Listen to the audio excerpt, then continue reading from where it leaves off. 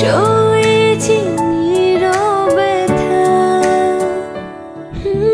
কবে কোথায় তোমায় ডেকে বলবো যে মনের কথা, সে আশাতে দিন গুনেছি সয়েছি।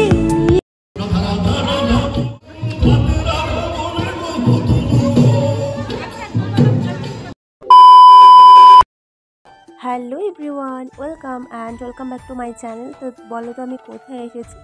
দাঁড়াও আমি বলছি। আমি এসেছি হচ্ছে আমাদের বাড়ির পাশে একটা জয়গুরু আশ্রম আছে, সেখানে এসেছি কলেজ দিয়ে।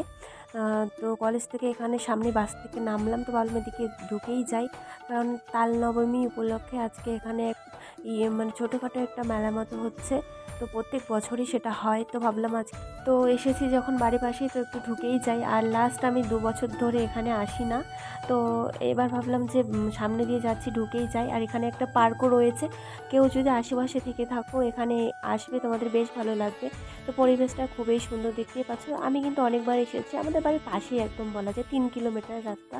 তো এখানে দেখছো চারিদিকে ফুল দিয়ে সাজিয়েছে, তো জায়গাটা ভীষণ সুন্দর। এখানে রথ সাজাচ্ছে, তো ভাবলাম যে এখানে একটু ঘুরে যাই। তারপরে এখানে প্রসাদ খাওয়ানো হচ্ছে ওইদিকে, তো আমিও সেটা খেয়েছি। ফ্রেন্ডস, তোমরা দেখতেই পারলে যে আমি এখানে এসেছি, আর চারিদিকটা ভালো করে তোমরা দেখিয়ে দিচ্ছি।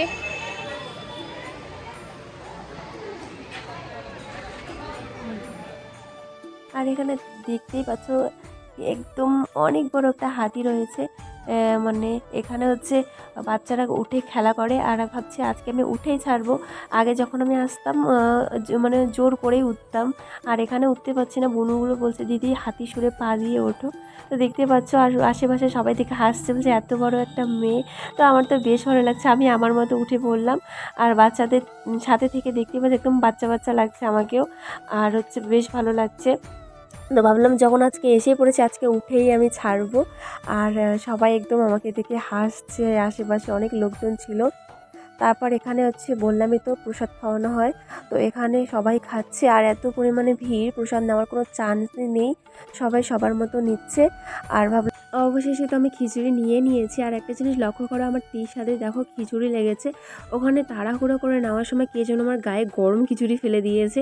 তো আমি এখানে খাচ্ছি, আর বান্ধবীগুলো দেখে বলছে যে এত রাক্ষসের মতো করে খাস। তো আমার ভীষণ খিদে পেয়েছে। তো তারপর এদিকে আসলাম, এদিকে হরিণও দেখা যায়, অনেক জঙ্গল একটা আছে সে ভিতরে। তো এখন হয়তো নেই। তো দেখতে পাচ্ছ জায়গাটা কত সুন্দর, ঠান্ডা পরিবেশ, ভীষণ সুন্দর। তোমরা যদি কেউ এসে না থাকো প্লিজ এসো, তোমাদের বেশ ভালো লাগবে, জায়গাটা খুবই সুন্দর। আমি তো অনেক গর্ব করি যে আমাদের বাড়ির পাশে এত সুন্দর একটা জায়গা রয়েছে। তো তোমাদেরও বলছি, তোমরা এসে না থাকলে এখানে একবার এসে ঘুরে যেও, বেশ ভালো লাগবে।